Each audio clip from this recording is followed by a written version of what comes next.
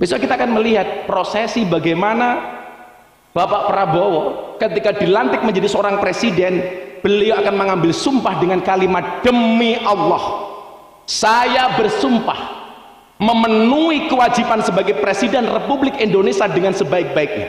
Itulah kenapa Umar bin Khattab, Abu Bakar ketika dilantik menjadi seorang khalifah dia mengatakan inna lillahi wa inna ilaihi rajiun. Satu kalimat yang terus saya ingat ketika Pak Prabowo datang di pondok saya setelah dari DPP PAN. Apa tujuan Bapak untuk menjadi seorang presiden? Beliau menyampaikan, Gus, saya pengen mengembalikan hak-hak bangsa Indonesia. Saya pengen mengembalikan hak rakyat Indonesia sehingga bangsa ini bisa tersenyum, sehingga rakyat ini bisa tersenyum. Demi Allah Gus, kalau rakyat Indonesia sudah bisa tersenyum dengan kembali hak-haknya, saya pengen mati dalam keadaan tersenyum. Itu kalimat Bapak Prabowo Subianto. Prabowo Subianto, Presiden terpilih, hadir dalam acara buka puasa bersama yang diadakan oleh Partai Amanat Nasional. Acara ini berlangsung di kantor DPP PAN di Warung Buncit, Jakarta Selatan pada 21 Maret 2024. Subianto. Selamat datang Bapak.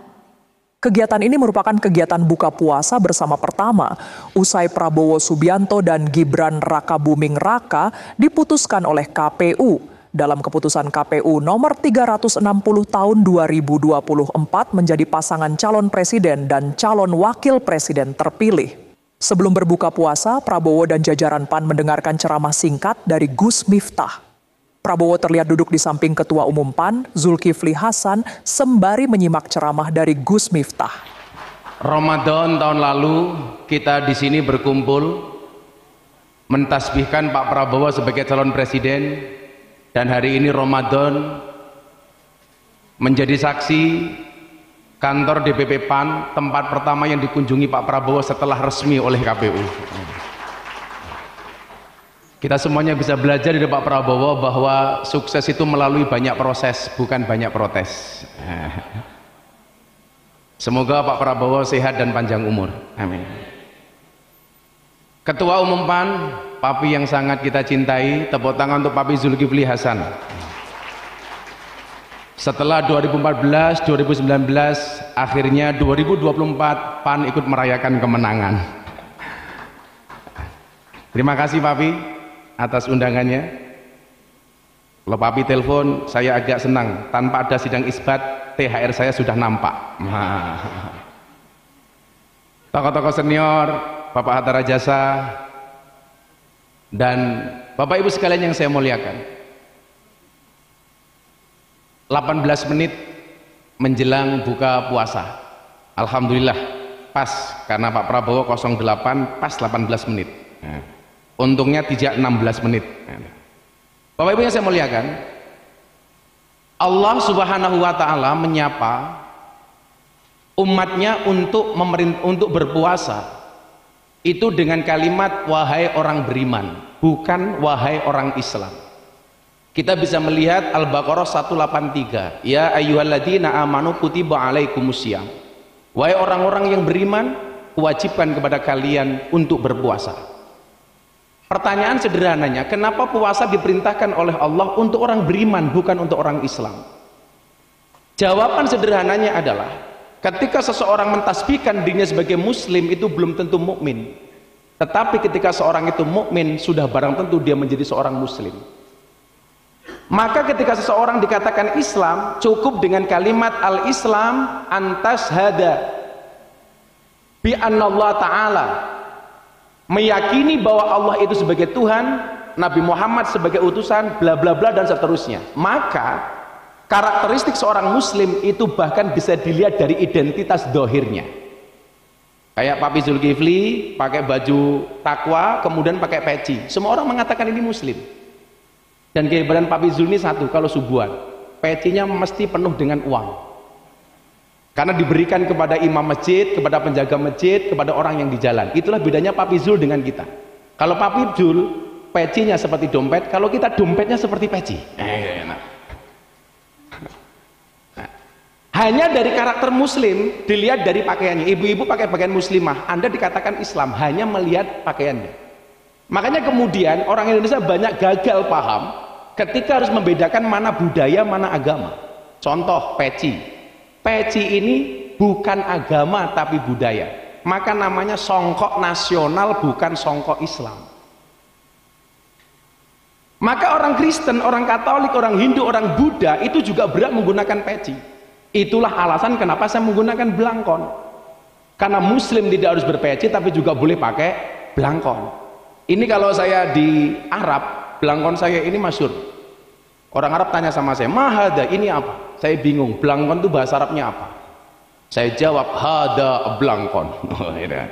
Orang Arab tanya lagi, "Mau apa belangkon?" Belangkon itu apa? Saya jawab, "Ina uroksi, wadain das." Wadai kepala. Ini viral. Nah, demikian juga kita melihat identitas KTP seumpamanya. Nama Yandri, agama Islam. Orang percaya bahwa Pak Yandri orang Islam hanya dilihat dari KTP-nya saja. Makanya KTP-nya Islam saya doakan masuk surga. KTP-nya. Maka dulu Bapak Haji Prabowo zaman Mendagrinya Pak Cahyokumolo, ketika saya fokus kepada persoalan moderasi beragama, saat itu ada usulan, Pak, kolom agama dalam KTP dihapus saja karena dianggap ini diskriminasi. Waktu itu Pak Cahyo nanya sama saya, "Gus Miftah setuju nggak?" Saya jawab nggak setuju. Karena bagi saya ini kebanggaan identitas. Ada negara yang tidak mencantumkan kolom agamanya, boleh dicantumkan, boleh tidak, itu Italia, Pak. Kenapa Italia boleh tidak mencantumkan? Banyak orang Italia tidak mencantumkan kolom agama dalam KTP-nya karena terkait dengan persentase 1/10. 10% derma untuk gereja. Orang Itali yang agamanya Katolik setiap gajian itu langsung dipotong 10%. Makanya kenapa orang Itali banyak yang tidak mencantumkan kolom agama dalam KTP. Sementara di Indonesia ini menjadi sebuah identitas yang wajib kita syukuri. Orang Kristen bangga dong dengan KTP-nya Kristen, orang Islam sama. Makanya saya nggak sepakat kalau kolom agama dalam KTP dihapus, tapi kalau yang dihapus kolom kawin atau belum kawin, saya setuju. Wah, ini lumayan kita, Pak, bujang terus kita, Pak, gitu loh. Raceto ini. Nah, bagaimana kemudian karakteristik seorang mukmin? Ternyata mukmin tidak bisa dilihat dari karakter zahirnya. Apakah orang mukmin itu yang berjenggot? Jenggot itu hukumnya sunnah, Pak, tidak wajib. Kalau kumis itu sunnahnya dikerok. Dikerok, tapi tidak wajib. Sunnahnya dipotong, dicukur, dikerok. Kalau kayak bapak ini nggak apa-apa, pakai kumis nggak apa-apa, Pak. Nah, kalau ibu-ibu punya suami berkumis, pertahankan. Fik dia lele bukan buaya. Apakah orang mukmin itu yang pakai sarung? Enggak, Pak. Sarung juga identitas bangsa Indonesia. Makanya kayak jubah sendiri itu membuat ada khilafah. Apakah khilafiyah? Apakah jubah itu sunnah atau budaya? Karena budaya jubah itu sudah dikenal sejak sebelum Nabi lahir. Orang Arab sudah menggunakan jubah. Artinya itu budayanya orang Arab. Dikatakan sunnah karena Nabi juga gemar menggunakan jubah. Pertanyaan saya, apakah orang Indonesia harus menggunakan jubah kayak Nabi? Jawabannya enggak. Kayak Pak Eko Patrio umpamanya, narik becak pakai jubah, kan malah bahaya, Pak, gitu. Maka karakter orang beriman bisa kita lihat di dalam surat Al-Anfal ayat 2. Apa ciri-ciri orang beriman? Innamal mu'minuna alladzina idza dzukirallah wajilat qulubuhum wa idza tuliyat alaihim ayatu zadatuhum imanan wa ala rabbihim yatawakkalun. Minimal ada 3, Pak, karakter orang beriman itu. Yang pertama, idza dzukirallah wajilat qulubuhum. Ketika disebutkan nama Allah bergetarlah hatinya. Itulah alasan kenapa semua pemimpin ketika dia disumpah pasti menggunakan kalimat demi Allah. Besok kita akan melihat prosesi bagaimana Bapak Prabowo ketika dilantik menjadi seorang presiden, beliau akan mengambil sumpah dengan kalimat demi Allah. Saya bersumpah memenuhi kewajiban sebagai presiden Republik Indonesia dengan sebaik-baiknya. Itulah kenapa Umar bin Khattab, Abu Bakar ketika dilantik menjadi seorang khalifah dia mengatakan inna lillahi wa inna ilaihi rajiun. Demi Allah, Pak Prabowo, kami yang mendukung Bapak, jalan surga bagi kami akan sangat terbuka manakala Bapak bisa membawa bangsa ini kepada kesejahteraan dan kemakmuran. Satu kalimat yang terus saya ingat ketika Pak Prabowo datang di pondok saya setelah dari DPP PAN. Apa tujuan Bapak untuk menjadi seorang presiden? Beliau menyampaikan, Gus, saya pengen mengembalikan hak-hak bangsa Indonesia. Saya pengen mengembalikan hak rakyat Indonesia sehingga bangsa ini bisa tersenyum, sehingga rakyat ini bisa tersenyum. Demi Allah, Gus, kalau rakyat Indonesia sudah bisa tersenyum dengan kembali hak-haknya, saya pengen mati dalam keadaan tersenyum. Itu kalimat Bapak Prabowo Subianto. Sehingga bagi kami, bangsa Indonesia punya harapan. Ketika kami mendukung dan Bapak menjadi presiden yang luar biasa untuk bangsa ini, pintu surga kami terbuka melalui kepemimpinan Bapak Prabowo. Itulah kenapa kalimat sumpah di atas undang-undang, demi Allah, baru kemudian menjalankan Undang-Undang Dasar 1945. Karena ciri orang beriman adalah idza dzukirallahu wajilat qulubuhum. Ketika disebutkan nama Allah, bergetarlah hatinya. Kemudian yang kedua ciri orang beriman, wa idza tuliyat alaihim ayatuhu zadatuhum imanan. Ketika ditunjukkan tanda-tanda kebesarannya, maka bertambahlah imannya. Bagi orang kaya, Allah menunjukkan tanda-tanda kebesarannya dengan menghadirkan orang miskin. Bagaimana orang kaya kemudian mampu menolong orang miskin? Bagi mereka yang kuat, Allah menunjukkan tanda-tanda kebesarannya dengan mereka yang lemah, sehingga dengan kekuatannya dia mampu menolong orang yang lemah. Sebagai seorang pejabat, Allah tunjukkan tanda-tanda kebesarannya dengan rakyat yang menderita. Maka di situ kemudian Nabi mengatakan, wallah fi aunil abdi maka nal abdu fi auni akhi. Demi Allah, Allah akan menolong hambanya manakala sang hamba mau menolong saudaranya. Sehingga mohon maaf Bapak-bapak, Anda yang kalian terpilih menjadi caleg, menjadi DPR dan lain sebagainya, perlu saya sampaikan, tanggung jawab Anda tidak hanya kepada rakyat, Pak.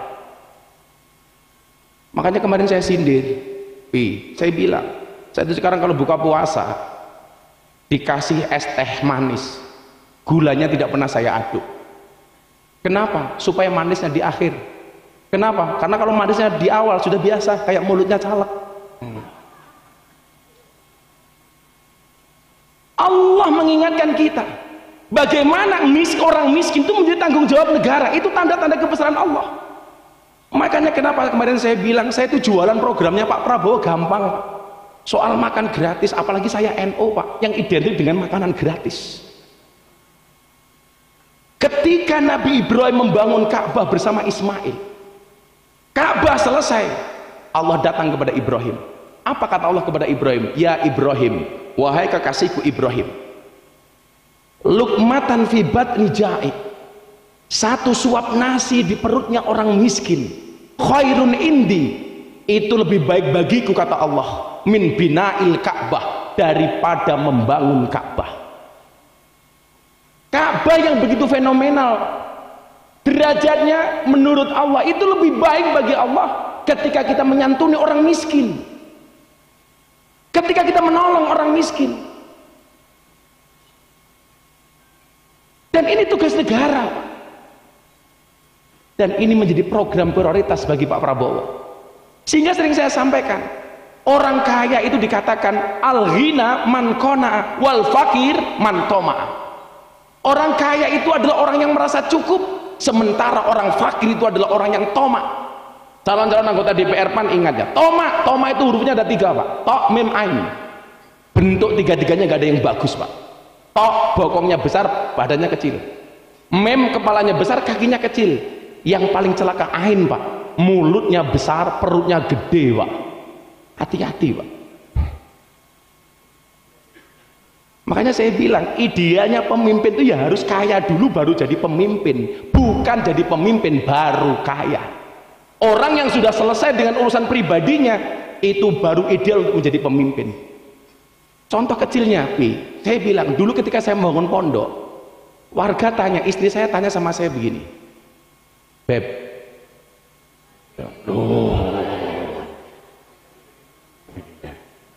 kalau saya manggil istri ya tergantung suasana hati lah. Kadang-kadang juga saya kan, saya tahu rojim gitu. Abah bangun masjid dulu apa rumah dulu? Saya jawab, saya bangun rumah dulu. Loh, kenapa bukan masjid dulu, Pak? Saya bilang, kalau saya bangun masjid baru bangun rumah, itu akan jadi fitnah. Begitu masjid jadi, saya bangun rumah, orang akan mengatakan, lumrah Miftah bisa bangun rumah, dapat sisa semen dari masjid. Makanya Nabi itu jadi saudagar kaya. Beliau menjadi direktur utama perusahaan ekspedisinya Siti Khotijah. Makanya begitu menikah mas kawinnya berapa? 20 ekor unta. Satu unta 50 juta, berarti mas kawin Kanjeng Nabi 1 miliar. Sekarang latah, di mana-mana mas kawin seperangkat alat sholat. Maka apa? Khairun indi min bina'il Ka'bah. Itu lebih baik bagiku kata Allah daripada membangun Ka'bah. Kemudian ciri orang yang beriman yang ketiga adalah wa ala rabbihim yatawakkalun. Atas semua ikhtiar yang sudah kita lakukan. Ketika Nabi Musa diperintah oleh Allah untuk melawan Fir'aun, ini kalau pakai nalar Pak, nggak pakai iman, nggak laku Pak. Musa itu anak angkatnya Fir'aun. Ibunya Musa melahirkan Musa itu mau dibunuh sama Fir'aun karena laki-laki. Kemudian ibunya Musa menghanyutkan bayi Musa ke sungai. Dia berhenti di belakang kerajaan Fir'aun, ditemu sama istrinya Fir'aun namanya Siti Asyah. Dibawa pulang, kemudian Fir'aun bertanya, itu siapa? Bayi. Laki-laki perempuan, laki-laki, bunuh kata Fir'aun. Tapi apa kata istri Fir'aun? Jangan kamu bunuh mas, dinego sama Siti Asyah. Ini bayinya datang sendiri, sementara bayi yang harus kamu bunuh itu bayi yang kamu cari. Jangan kamu bunuh mas. Delalah Pak, Fir'aun manut. Maka sejarah mencatat sejak saat itu laki-laki kalah sama istri Pak, gitu loh. Itulah kenapa saya benci sama Fir'aun Pak, gitu loh. Ketika dewasa Allah sampaikan kepada Fir'aun, Fir'aun kamu musuhi bapak angkatmu. Kenapa? Dia ngaku Tuhan. Kalau pakai ini Pak nggak masuk. Kenapa? Fir'aun raja, punya banyak kuasa, punya banyak pasukan. Tapi Fir'aun kemudian mengatakan, kalau ini perintah Tuhan saya lakukan. Begitu perang, pertanyaan saya, Musa menang apa kalah? Kalah Pak. Buktinya Musa lari. Begitu Musa lari ketemu dengan lautan, dia berhadapan-hadapan dengan Fir'aun. Lari masuk lautan, kembali dihajar sama Fir'aun. Apa yang membedakan mereka berdua? Bedanya satu Pak. Sehebat-hebatnya Fir'aun merasa dirinya adalah Tuhan, sementara selama-lamanya Musa di dalam hatinya ada Tuhan. Sehingga kemudian mereka, apa yang terjadi? Allah memberikan pertolongan kepada Musa dengan memenangkan Musa dengan jalan lautan yang terbelah menjadi jalan. Hari ini mohon maaf, ketika banyak orang insecure dengan bangsa Indonesia, orang lupa bahwa bangsa Indonesia adalah bangsa yang beriman. Untuk itu mari kita berdoa kepada Allah Subhanahu wa taala, mudah-mudahan Bapak Prabowo Subianto bisa membawa bangsa ini ke arah bangsa yang baldatun thayyibatun wa rabbun ghafur. Bismillahirrahmanirrahim. Allahumma shalli ala sayyidina Muhammad wa ala ali sayyidina Muhammad walhamdulillahi rabbil alamin. Ya Allah, terima kasih kami, pujian kami hanya untukmu ya Allah, atas semua karuniamu, atas semua rizkimu, atas semua nikmatmu ya Allah. Wabil khusus dengan telah berlangsungnya pemilihan presiden dengan nyaman dan damai ya Allah. Terima kasih kami kepadamu yang tak terhingga ya Allah, dengan kau berikan nikmat kepada pasangan yang kami usung Bapak Prabowo dan Gibran menjadi presiden terpilih di kontestasi Pilpres 2024 ya Allah. Ya Allah ya Rabb, tunjukkanlah kepada mereka bahwa yang benar itu benar, dan engkau memberikan kekuatan kepada mereka untuk menjalankan kebenaran itu ya Allah. Dan tunjukkanlah kepada mereka ya Allah bahwa yang salah itu salah, dan engkau memberikan kekuatan kepada mereka untuk meninggalkan kesalahan itu ya Allah. Birahmatika ya arhamar rahimin. Rabbana atina fid dunya hasanah wa fil akhirati hasanah wa qina adzabannar walhamdulillahi rabbil alamin. Mudah-mudahan puasa kita diterima oleh Allah Subhanahu wa taala. Allahumma lakasumtu wa bika amantu wa ala rizqika aftartu dhahabat dhama wa batallatil uruq wa sabatal ajru insyaallah.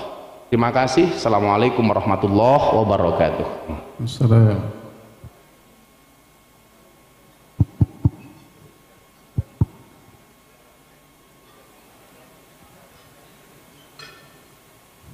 Waktu berbuka sudah masuk.